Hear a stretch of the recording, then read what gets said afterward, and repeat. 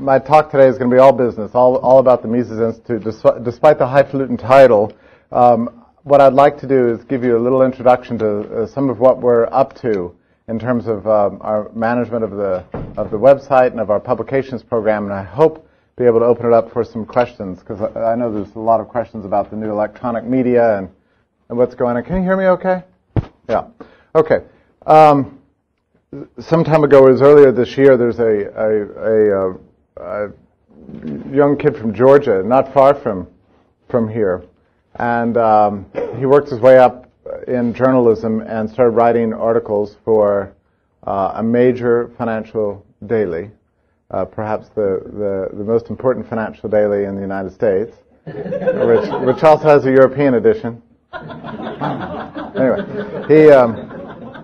he got the dream job, and he started writing for this publication from Italy, and everywhere he went, all over Italy, he kept hearing about one thing from all the intellectuals that were friendly to market economics, and that was namely about the town that wasn't far from his hometown, Auburn, Alabama, and the Mises Institute. Very strange. He couldn't understand it. He'd gone so far, and yet all he hears about is the glories of his the place near to his home. So he came and paid us a visit, and the result was a very nice article. But it's true that he was everywhere he went, and no matter what language they spoke, whatever their first language, he kept hearing about the institute, where everybody regards, all these intellectuals he admired regarded Auburn as the citadel of freedom and free thought and scientifically advanced economics. And it's very pleasing to hear that sort of thing. One of the most striking aspects of the austro-libertarian worldview has come in for criticism over the years, and namely its internationalism. Why this should be a criticism, I don't entirely understand, but there are people who are naturally suspicious of any kind of theoretical, ideological orientation that has a universal appeal, as the Mises Institute does. Many commentators have remarked that Austrian theory has this much in common with Marxism. It strives for a kind of universality and hopes to have an international impact. And there really are two senses in which this is true. First, the Institute's scholars and students and supporters are in every country in the world, and a map of our website's users shows a remarkable international distribution. The preponderance are in the U.S. and Canada and Mexico, but in all states in Europe, Great Britain and the Netherlands are all well represented, as are China and Australia and New Zealand. Every day we get requests for reprint rights and translations and requests for some sort of cooperation. Our logs show that every country in the world with an internet presence has people who spend time reading and studying on Mises.org. And the second sense in which it is true that austro-libertarian theory is international is that it really is applicable in all times and all places. Economic laws know no borders.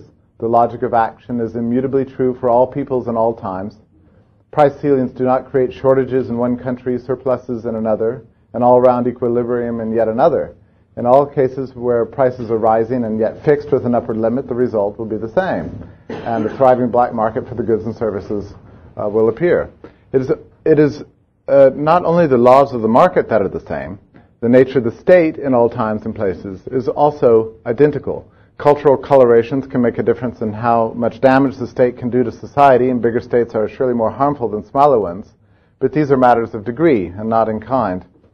And so what austro-libertarianism represents is not just a research program in one area, for one time in one place, but an overarching theory of how the world works, including politics, economics, history, law, and society in general.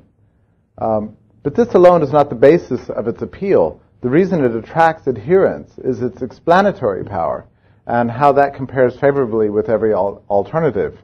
The benefits of enterprise in Beijing are the same as in San Juan and Seattle, and the struggle against power is carried on in all times and all places. And as Rothbard said in his introduction to Conceived in Liberty, the central theme of history is the race or the constant conflict between social power and state power everywhere.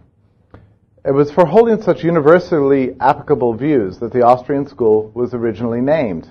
It was a term of derision applied by the German historical school that believed that there were no universals. And of course, today, the Austrians face an oddly similar environment in which the claim of universal truth is dismissed and disparaged.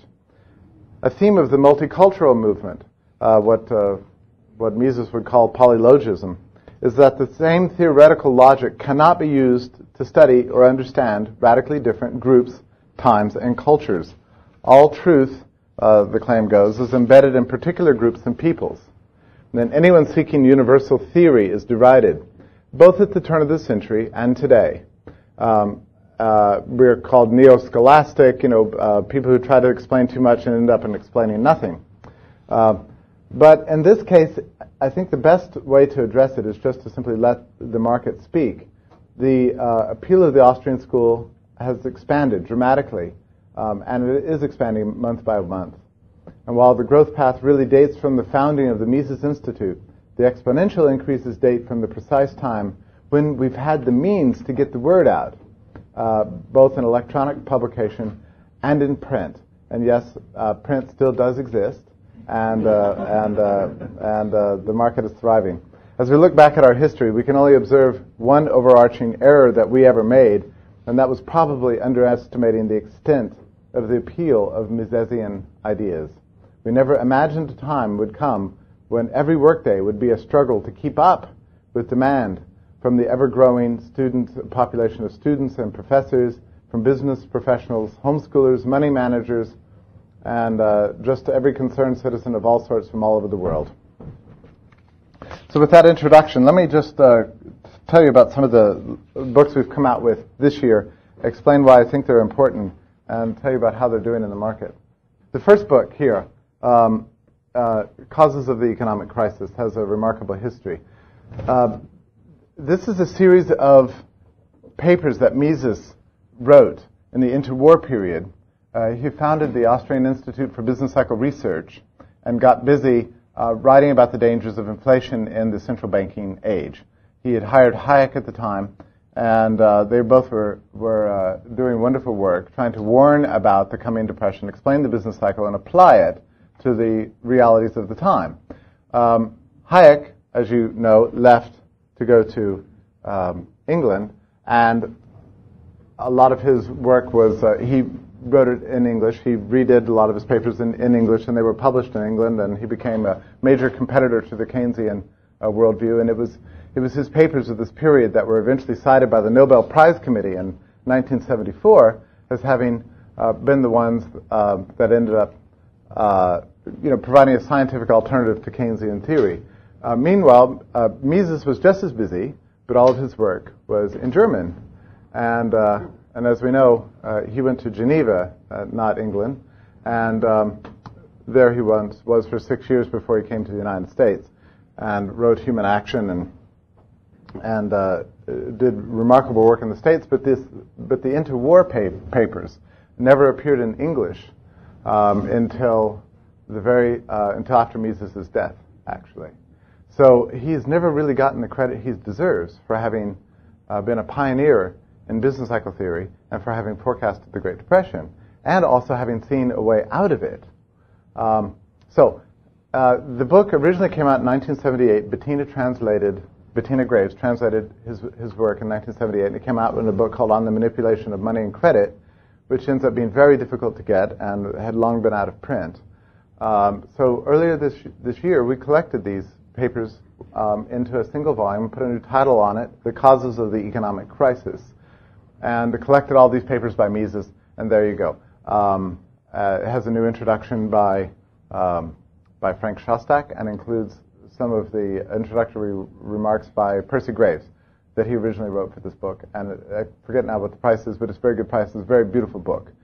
So in some ways, we feel very good about this because it undoes a kind of historical wrong and draws attention to Mises, who was, after all, the pioneer in this area, and probably deserved to at least share the the Nobel Prize with Hayek for that work. So that's a great thing and that's just out. And if you think about it, it's a remarkable thing how well the book is selling. And here you have papers on the business cycle that were written in the interwar period in Austria, and here it is, 2006, and And there's a booming market for this stuff. And that's a great thing. It's because Mises's work not only explained his own world, but explains our world too, because it's dealing with universal theory. The second little innovative study that we came out with earlier this year is this red one. It's a study guide to Man, Economy, and State. I'm sure you've all seen Man, Economy, and State. It's 1,400 pages or something. It's beautifully written and very clear and a wonderful book to go through, but a little bit daunting. This is the first study guide that's ever been written on this treatise, and really the first published study guide of any major Austrian manifesto, written by Robert Murphy for use in the classroom and also for private study. It turns out professors find it very useful if they're using Man, Economy, and State in their classroom because they use this book as a way to prepare for their classes. The next day if they're lecturing on capital theory or something, he's got the summary right there written up. And it also includes study questions in the back. So it helps guide you through the book. We were very alarmed to discover, it was about 10 or 15 years ago, that many of the people who considered themselves Austrians hadn't really gone through Rothbard's book as well as they might have. And so this is one of the ways we're seeking to fix that, and make sure that everybody who's studying Austrian economics has a very clear and easy way to get into the modern literature. And, these are all entrepreneurial guesses. How do you know something like this isn't just going to be a bust? Well, it turns out that most people who own Man, Economy, and State want to own the study guide too. So it's done very well. For New Liberty has also been long out of print. Murray Rothbard wrote this book in, I think it was 1972, maybe 1973, in reaction to the wage and price controls put on by Nixon. He saw that conservatism and Republican Party politics was not going to provide a clear way out for the free market. And so this book was calling for a complete secession from that old style of conservatism. And it went through many editions and then once again fell out of print. And by the way, it's remarkable. Every couple of days we find that there's another book, that is a great and important classic that could be teaching people right now that is out of print and unavailable. And, constantly overwhelmed with the burdens, that we, and opportunities that we face to get this material out. So we're very pleased to put out For a New Liberty, and a very beautiful edition. I think it's the most beautiful edition that's yet appeared. I only wish Murray could have been around to see this little treasure. This is the Complete Libertarian Forum. I'm not sure what the height of the circulation was, but gosh, I don't know if anybody could tell you, but it certainly wasn't, maybe it wasn't over 1,000, I don't know at the time, but Murray was very diligent and filling it with great book reviews, essays, comments on politics, movie reviews, cultural analysis, everything from month to month. And everybody who got it just adored this publication. And it went away, and it was impossible to get. In fact, when we put this little collection together, we had to get people to send us. Murray himself hadn't kept copies. And so it wasn't in our archives. So we had to have people volunteer to send us copies. And we put them all together into a 2-volume set. We also put them online. And that created a real demand for them. And then we were able to come out with them in print. And that's doing very well for us. So that all the Murray's work from that period is suddenly alive again. This is Rothbard's History of Economic Thought that came out in 2 volumes. It was initially published by a prestigious English publisher that these days, I saw a book published the other day by the same publisher that they're asking $550 for the book. How do they do that? I don't know. But these books are enormously expensive. For 1 volume, it was $125. And so Lou Rockwell managed to strike a deal, and we were able to acquire the permission to print them ourselves. And I forget now what we're selling them for, $40, $45, something like that, for both books. And so Rothbard's most important work of his last years to reconstruct the history of economics from the ancient world up until Marx has now found a completely new audience. You couldn't get these books before. So they've done very, very well. And we can't be happier than the fact that they're out there now. It's just great. 4 other books we put out this year. Hans Hoppe's Economics and Ethics of Private Property, another published by a prestigious English publisher that charged way too much money for the book. You know, one of the reasons they do this, do you know why? Yeah, well, you know, a lot of them sell to EU libraries, and which aren't always private institutions. So they're not paying very close attention to issues of price. So in any case, we're not interested in, well, we're glad for EU libraries to buy our books, but the main people we're trying to reach are people who actually spend their own money. So we want to be able to publish these books at affordable prices. And so Hans Hoppe's great work, Economics and Ethics of Private Property, is out. Jesus Huerta de Soto, this very fat treatise on money and banking, first appeared in Spanish.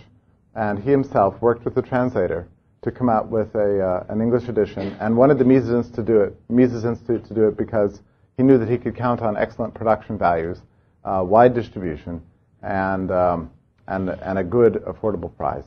Once again, you know, as with all these books, one of the reasons we're able to distribute them in a way that's competitive is because our own supporters have been so generous in assisting with the publication and underwriting publication costs. Otherwise, it wouldn't be possible.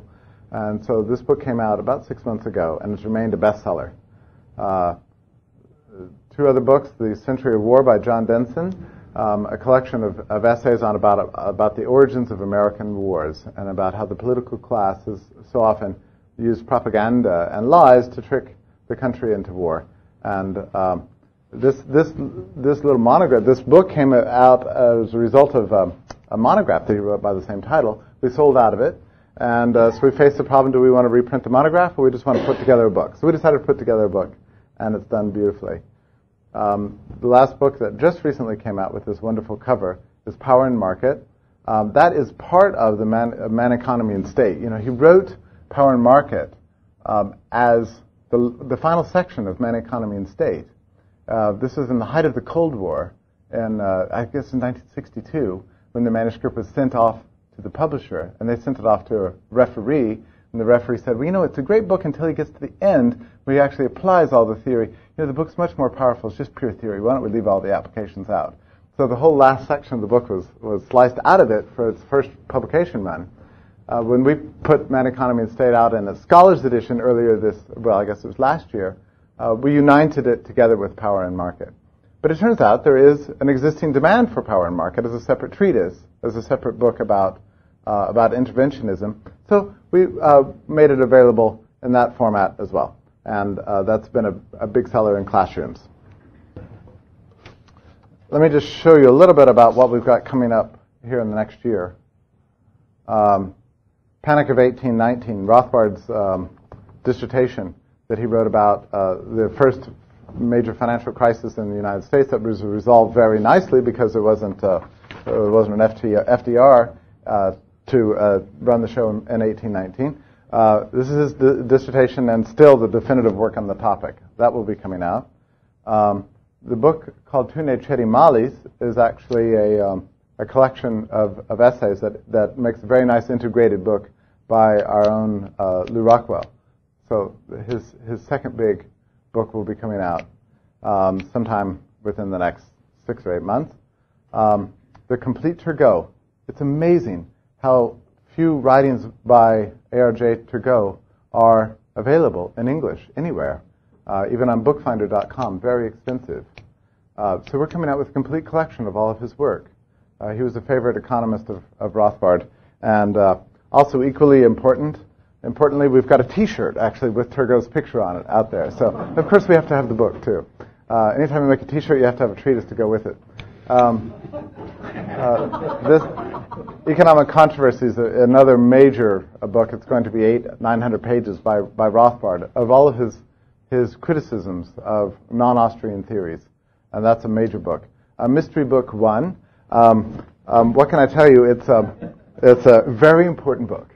And I can't tell you any more about it than that, other than, well, it's not, it doesn't exist yet, but it will, and you'll know about it when it happens. It'll be a very exciting day when it happens. I can't tell you more than that. Okay. The Betrayal of the American Right is being edited right now by Tom Woods, and that's Murray Rothbard's unpublished history of the right. And, I probably every 6 weeks, we get a phone call from somebody asking about this book. When's it going to appear? When's it going to appear? This is going to be very exciting. And Tom tells me that there's material in there that he's never read anywhere else. So that's coming out. And no, there aren't any pre-publication copies available. We just got the good news the other day that we're going to be publishing Walter Block's book on the privatization of roads. So, very exciting. Mystery Book 2. Now, this also is a very nice thing. And I wish I could tell you more about it. But it's got to remain a mystery. But the day that it appears will be a very good day. You will see. And I see here also we have Mystery Book 3. I can't quite remember. Let's see which one that... I do remember which one that is. Yeah. Similarly, I can't tell you any more about that one. Except that it's going to be a very important day when it appears. Okay. So now, if you want to come to a Mises Institute staffer before the end of the conference and try to find out the name of it, you can attempt to do so. Yeah. And I don't know. Do we have methods for keeping people quiet and secret? I don't know. But anyway, yeah. Another book by Walter Block, Discrimination in the Market. A collection of essays. A book by David Gordon, The Essential Rothbard. It's an intellectual biography, complete with a bibliography. A complete bibliography, if you can imagine. Huge. And a new treatise by Guido Hülsmann, the first ever written on the ethics of money production. And all of these will be within the next 6 months. A little bit about the website, 6 months to a year. A little bit about the website. James Fogle was looking for some data to compare us with other nonprofits to see how we were doing. And I told him, I said, I'm not sure this is correct, but I think that Mises.org may be the most highly trafficked nonprofit site in the world. That sounds implausible, doesn't it? I could never found any exceptions, really. So we began to kind of, run through a series of other nonprofits. Well, who else? And everyone I looked up, they didn't even compare. They weren't even on the chart with the Mises Institute. We were so much higher than all the rest of it. We did find the Red Cross is in red here, and then here we are, kind of going this way. So these are traffic rankings according to Alexa, and the way they rank you is they take all websites in the world and they try to assemble them where the most viewed website in the world is number 1, and the least viewed is number 500 billion or whatever. And so here's a kind of race between the two of us. And I thought that was sort of charming to see how Mises Institute relates to the only another big nonprofit that I could think of. You can always look all this data up for yourself using Alexa. Here we are compared to opinionjournal.com. This is the free site of the Wall Street Journal. They have a paid subscriptions, but this is their free site. It was very heavily trafficked, and you can see that they're higher than we are, but we're very close. So that kind of gives you an idea of where the website stands. Here's some interesting comparisons. Federal Reserve. Neat, huh? So, we're consistently above the Federal Reserve. That's nice. The International Monetary Fund. Let's see. There we are. IMF in red, Mises.org in blue. And it would be very, tacky and unseemly to compare us with our direct competitors, so I'm not going to do that by pointing to the first chart, Can you read the name up there? I could write it, And then, the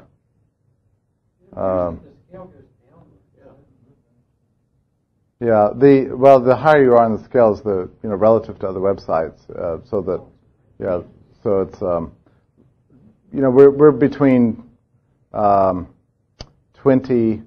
20,000 and 10,000, somewhere we range between those two amounts. I see that I meant to put a different organization here in the middle, but I didn't. It's still a repeat of the second one. It's just as well. You might you might imagine which free market institute or libertarian-oriented institute in Washington the second one was supposed to be, but it's fine. Then the third one is American Enterprise Institute. So consistently high. Most of the rest of them don't even register. Okay. There are a few other comments, and I know you have some questions. Online books. So as a result of some research we did earlier this year, we found that many of the great classics of our tradition are in fact available to us to publish in the most immediate form possible, namely a download in the PDF format.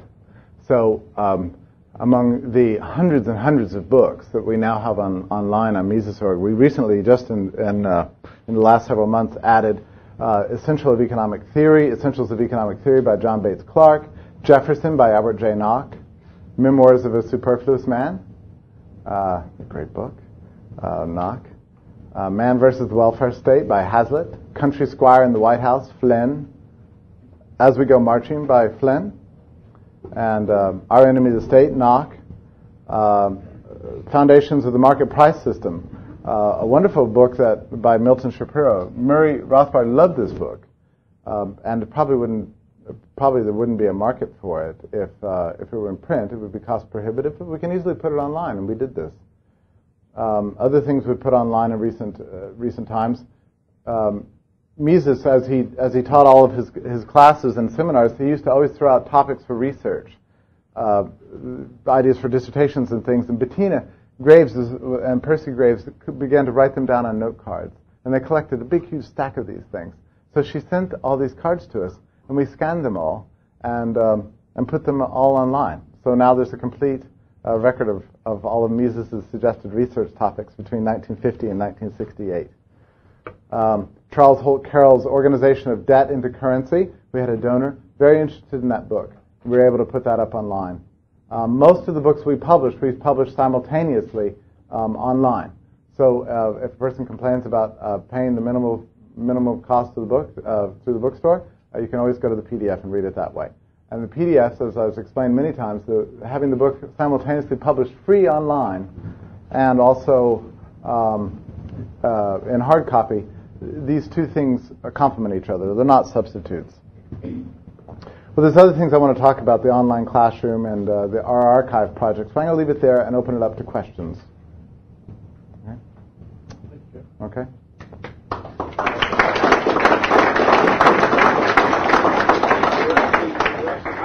Oh, just one question. I did want to ask you, which of the three mystery books is your favorite? Yeah, that's a tough one. Anybody have a question from the audience? Yes. Unprofitable is our publishing business. Profitable? Yeah, economically viable. Yes, I would say it is. Yeah, it most certainly is. But one of the reasons it is that we are able to get to count on generous donors. That's a major factor. But it's not as if these books are just being published and stored.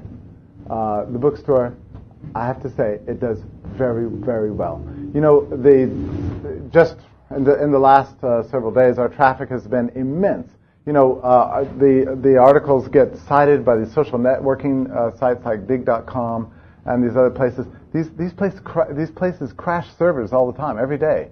But Mises.org is running .NET 2, and it's very robust software. We've never had any trouble. And at the same time, we're able to do that and host all these downloads. Not to mention, 1,000, 2,000 hours of media downloads, that are available there. We're also able to run this very nice store, so people can get on there and order just the same thing as you can do with Amazon or any of the other things. It makes it very, very easy. And so these books are viable. When we publish a book, we will sell 4, 5, 6 times as many copies as a typical academic print run of a single academic book. And I have to say, one of the saddest things that I see happening is when you have a very important book by an economist who feels the need to have a book published by an academic press house, like a university press, for reasons of tenure or whatever, and whereas we would otherwise like to publish it. And to see the book be published at the prices of $200 to $300 and then land in a bunch of libraries where nobody's ever going to read it, it's not going to have the kind of impact it should. That makes me very sad. So I think our publishing program is doing wonderful work right now in getting the ideas out there. Walter? To give you just one example, the legs of the sort of thing that we have on LouRockwell.com, my student, Vedran Buck, had a piece on socialist man in New Orleans, and it was read out by Rush Limbaugh. It took about 10 minutes. He read the whole thing, and then he made comments about it. So a lot of the things have a lot of legs. Yeah, they continue to be archived and referenced. Okay, thanks. So that was actually on musical. Oh, sorry. Okay, thank you.